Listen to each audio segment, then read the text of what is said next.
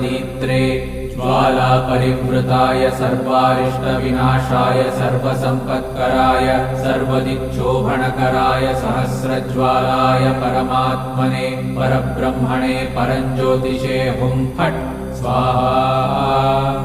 ॐ श्रीं ह्रीं ऐं क्लीं कृष्णाय गोविन्दाय गोपीजनवल्लभाय पराय परमपुरुषाय परमात्मने परकर्म मंत्र यंत्र तंत्रौषधास्त्र शस्त्राणि संहर संहर मृत्योर्मोचय मोचय आयुर्वर्धय वर्धय क्षिप्रारोग्यं च कुरु कुरु सर्वकार्यसिद्धिं कुरु कुरु।